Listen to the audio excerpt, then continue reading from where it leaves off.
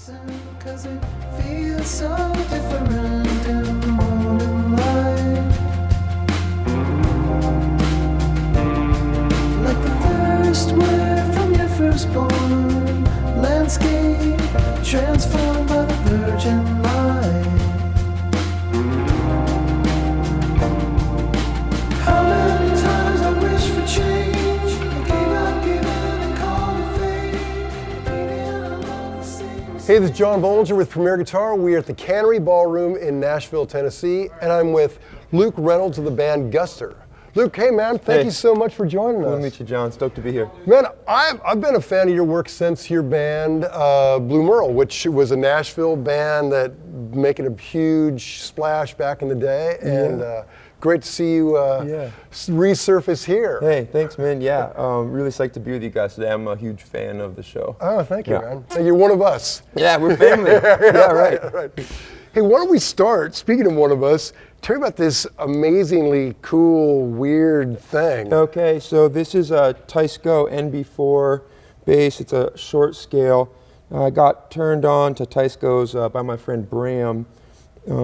I actually own it's called an EB200, and it's the longer scale version of this bass, but it still has the Jazzmaster Jaguar body. They only made these basses single year, 1965. Wow. They're Japanese. They require an incredible amount of maintenance.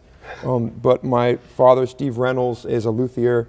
He builds archtops and flat top guitars, and he also works on all my Teiscos and Silvertone. So really, your father? Yeah, my dad. Well, that's convenient. Yeah, he's wonderful. Wow. Lucky me. I kind of looked, I'm like, my dad's working on a hand-carved 17-inch, traditional Benedetto style archtop, and I'll show up home from tour with this like hunk of Teisco that I got for $150 somewhere in Omaha. And my dad is wonderful and cool. He did a neck reset on this one. He completely redid the electronics. Wow. These are Labella flatwound strings. Like I said, my other Teisco is the longer scale version of this. Sunburst, I replaced the bridge. Also has labellas. I keep foam under the saddle, and they're stunning. So this would be the bass that I'm playing, the new songs off the record, Long Night, doing it by myself, Kid Dreams. Yeah, it's a really special bass. Teiscos are wonderful. Great. Yeah. Do you know what kind of wood that is? Is it a mahogany? Or? It looks like mahogany. Whoever had this before completely stripped the finish, which is fine by me. I'm not a purist on anything. I'm really particular about intonation. Right. So long as something's intonated and tunes up hot, I'm good with it. Yeah. Wow, it does not look like a short scale, probably because it's crazy long headstock. It's funny. It's if you do Google searches for these Teiscos, the NB4 and the EB200, there's one video that shows up on YouTube of a country artist in the mid-'60s playing this, and then my friend Bram used this bass out on tour with Beck. Oh, cool. For 2 or 3 years. So well, they're really dope. Teiscos are rad. And I love the Teisco guitars are ridiculous too. How cool. They just need a little bit of love. Yeah. Yep. And I'll show you this other bass. Our second bass that we use on the road, this is a 1973 Fender P that came from Nashville. My bandmate who was in Guster before me, Joe Pasapia, who lives here in Nashville and is a wonderful musician, he helped find this bass and I believe broker the deal with the original owner. Cool. This has rounds. We never change our bass strings. No. Deader the better. And I prefer as much grit as possible on a bass, so I love overdriving it at the head and then also with fuzz in addition, and playing soft to control the amount of fuzz going out front. So this is our P, and we all take bass duty. So these two basses get passed around the horn. That's got to be so cool, just to switch it up. And I mean, like in a high school band, we switch things around. That whole creative thing. It's fun.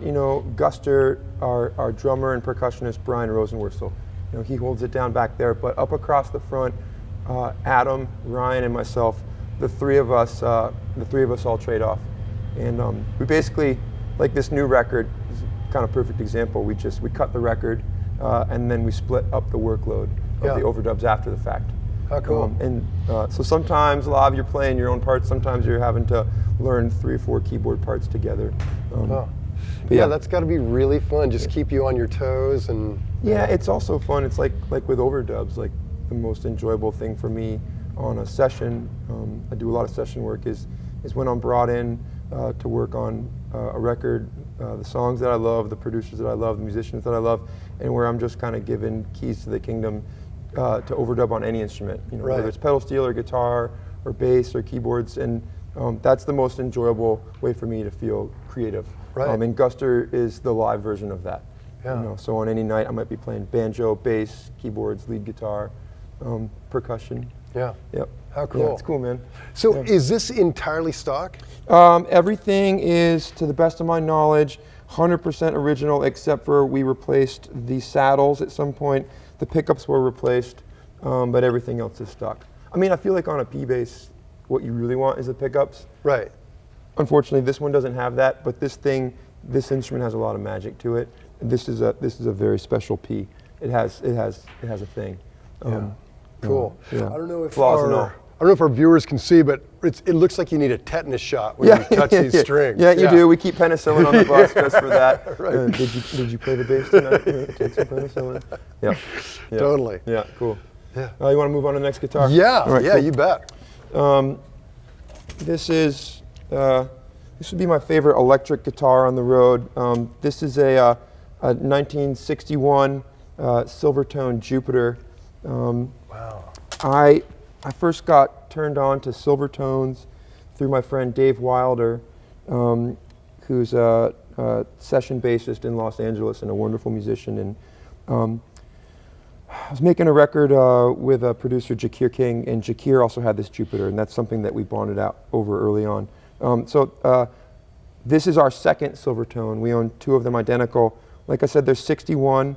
Mine off the road was great, but my father, Steve Reynolds, again, he rebuilt me a neck from scratch. Wow. Because the Silvertone necks had problems with the intonation. Sure. So my dad actually built me a custom, I don't know if the camera can see, but this is a custom curly maple 3-piece neck built, solved all the intonation problems. It's basically the Ferrari of Silvertones. When we did the math on the fret spacing on the original stock Silvertone fretboard, we actually found that there was 2 different ratios for spacing that they use in the factory. I don't know if it was a mistake or whether they were trying to save time. So anyways, my dad built a brand new custom curly maple neck, built a new bridge and saddle for it, redid all the electronics, and we liked that guitar so much. It was the main electric guitar we just used in the studio with this producer Richard Swift on our newest Guster record. And it's my favorite session guitar. So we bought a second one.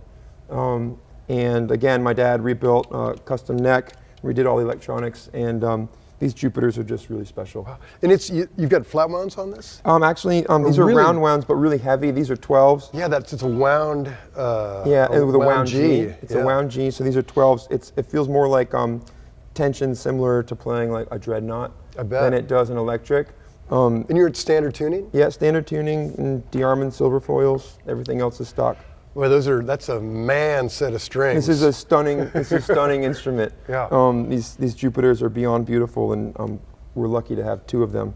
Wow. Like I Love the said. headstock. Yeah, this is just it's my dad. He said, "What do you want for the headstock?" And I said, well, just pretty close to the Silvertone would be fine, but take your own liberties. So it's funny that my dad has kind of become the guy who's now what I think of as the go-to turn your Silvertone into a Ferrari. Yeah. Steve Reynolds, who would have thought? So that's cool. On to the next guitar. I love all those mystery switches and stuff. Yeah, Do those actually all work? Yeah, so the deal... Sorry, I know you were done. No, please. But that is I don't ever so- want to be done with this guitar. It's amazing. Here, I'll hold this guy. Yeah, that's the Bedell. Okay, great.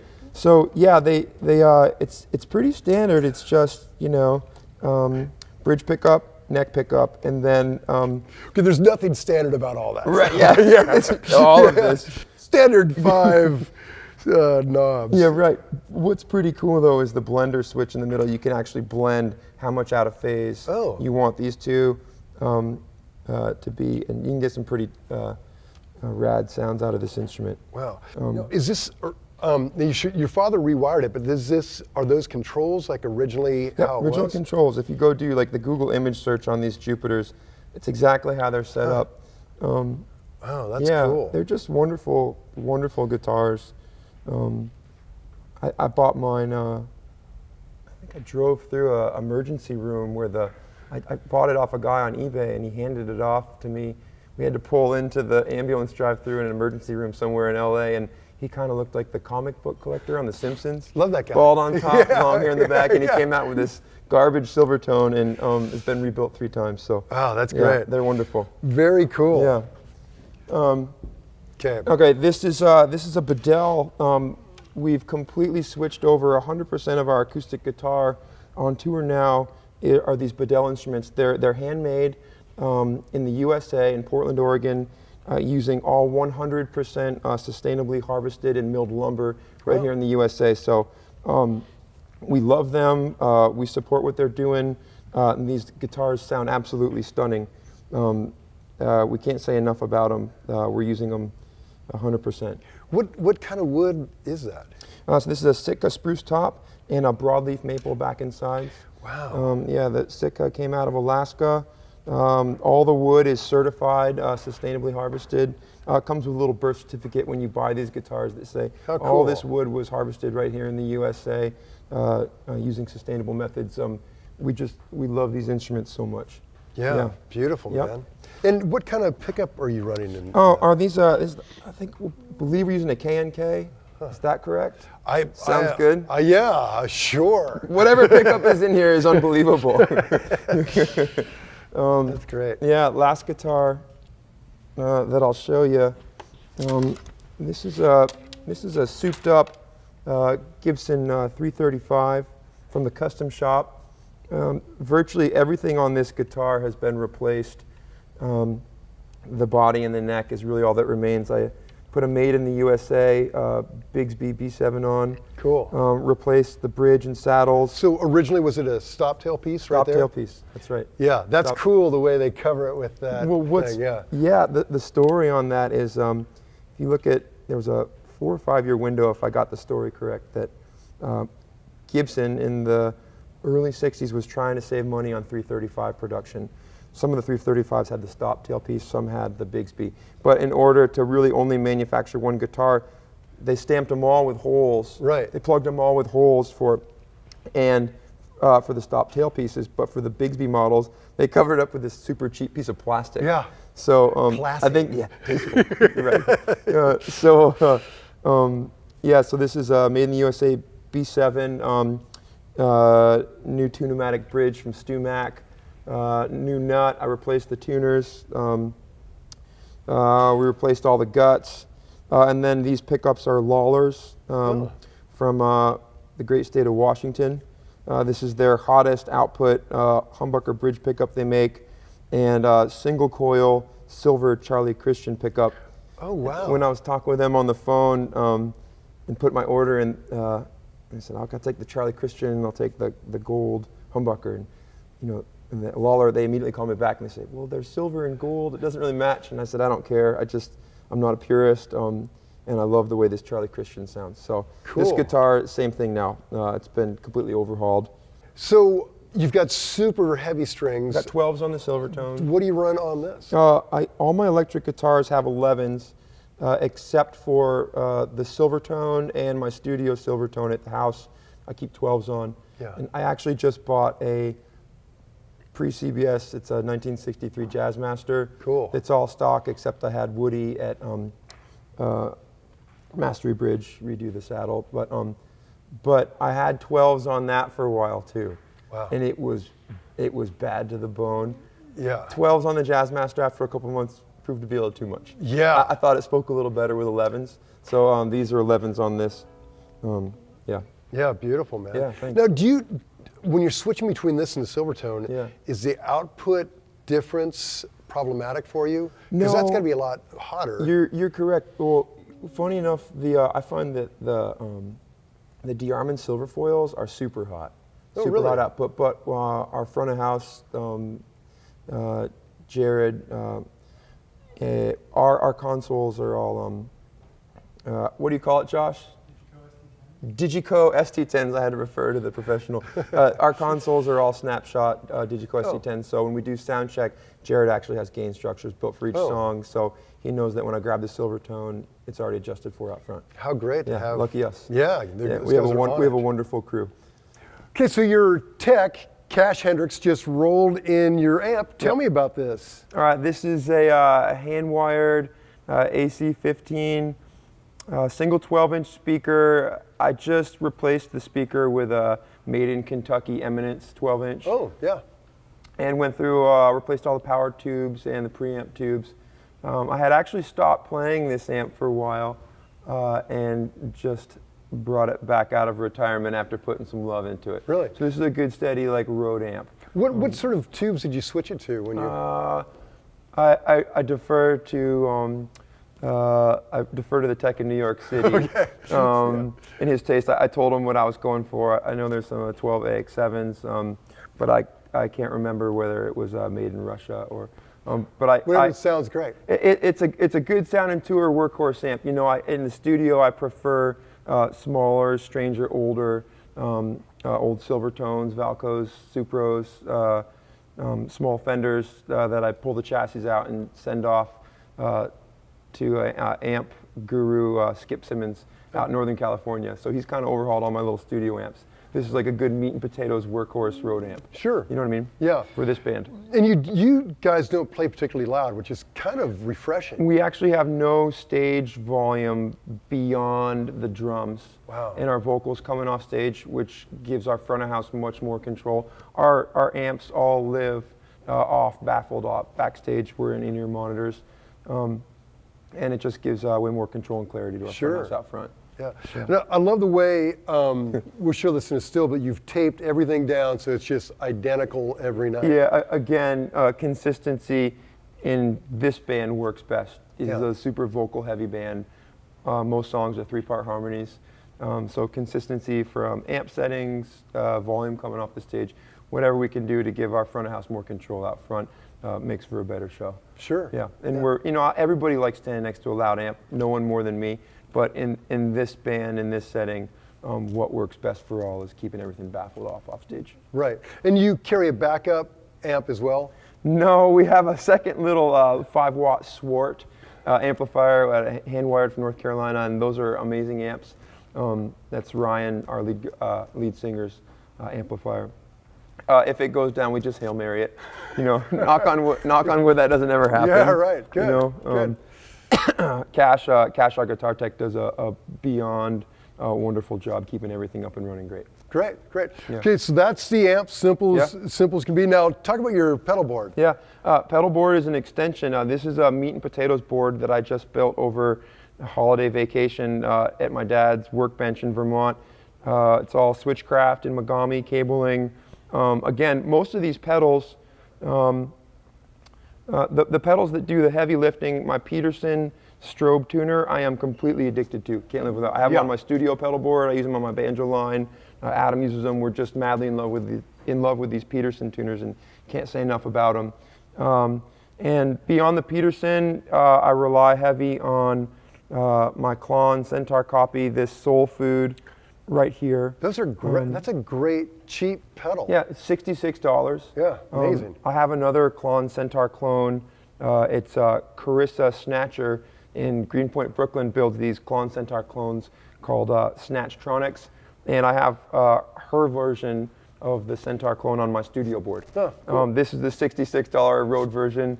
Again, it's wonderful. Yeah. Well, if you could, kind of take me through the signal change. Yeah, so we start with the Peterson, of course. And you go hardwire into it. Yeah, you know, to be honest, the only pedal that stays on 100% of the time is this EQ pedal.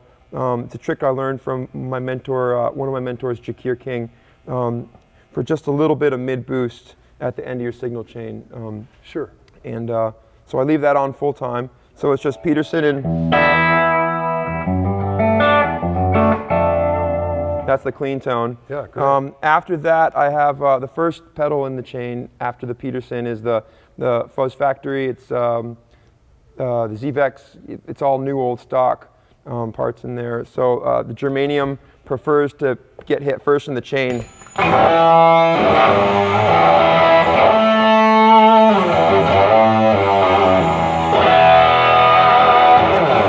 So that's the fuzz factory, and again, I have one of those on my studio board as well. And then after that, it's the ZVEX Super Duper, which is you know, a clean boost and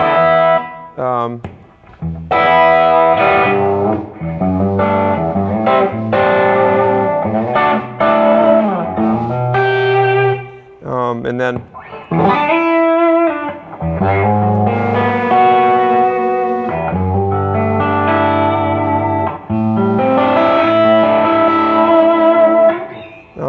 ZVEX makes, you know, I can't say enough good things about them. And then after that, the Soul Food, which is, again, the Klon Centaur clone.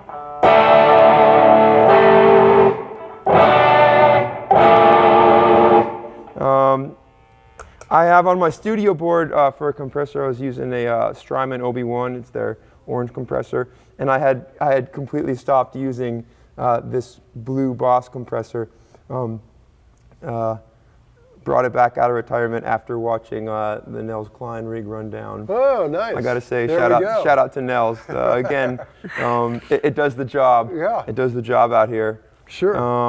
Volume pedal, MXR carbon copy delay.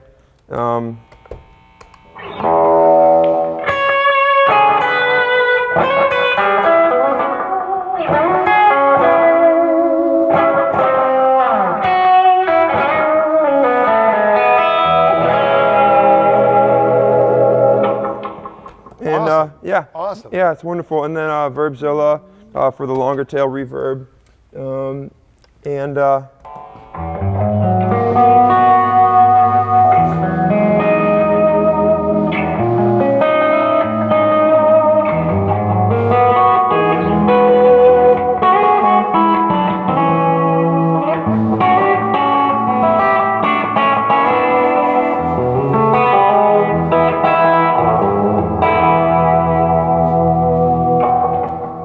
Yeah, and that's it. It's awesome, Yeah, man. it's got, like I said, it's the meat and potatoes version. The studio version is the exploded, a lot of period 60s pieces that have been rebuilt and worked on, and but this gets it done out here on the road. Yeah, and I mean, and you really don't want to take that cranky old stuff out on the road because you never know when. The fuzz mite, the fuzz tone, yeah, that stuff is just, you know, it lives on my studio board. Yeah. And out here, the other thing is, like, if one of these goes down, you know, I'm okay replacing it. Sure. The older you can pick 60s it up stuff. anywhere. Yeah, but again, like, the heavy lifters on this board are the Peterson tuner, the Klon Centaur clone, the ZVEX, and the MXR carbon copy. Yeah. Yeah. Do you use your Line 6 very much? Do you have like a few weird presets? I hate to throw under the bus, but we've only been out on the road for 5 weeks, and I've already broken 2 of them. Wow. I brought this one out because I thought I would use it for maybe some noise at the end of a track. I had removed it from my pedal board 8 years ago, and I thought, you know, I'll give it another chance. But like I said, I've broken 2 in the last month and a half. So just, you know, no ill will, just a fact. Right. I'm just reporting. Yeah. You know, maybe they could make them more bulletproof, but in all honesty, there's so many wonderful delays out there right now. I like my old vintage Memory Man still. Yeah. Yeah.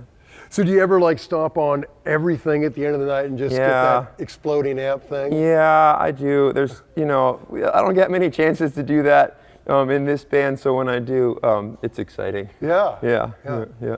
Yeah. And then you've got that auxiliary board. Yeah, so I hope that we have this in frame. This is really the heart and soul of our lead singer's guitar rig.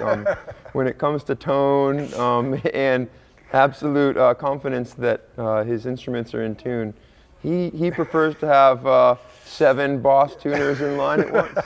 You know, it's just a fact. Chain them together. Yeah. Yeah, I mean, it's all about tone. It's all about tone. Yeah, that's right. That's great, Yeah. man. Well, man, it was such a pleasure. Hey, and yeah, such love a pleasure your work, for man. me too. Yeah. So great to meet you, and I'm such a fan of what y'all are doing, Oh, man. and it's just such a wonderful resource, and we're so stoked to be included, and plus now we're new pedal steel bros. Yeah, so absolutely, let's man. do a pedal steel rig rundown next time. The ultimate geek instrument, yeah, right? 10-4 next time. Thank you so man. much, Hey, Joey. thank you. Yeah, pleasure. It's John Bolger. Peace out. Peace. Don't forget to sign up for PG Perks, your all-access pass to exclusive gear giveaways and discounts on PremierGuitar.com.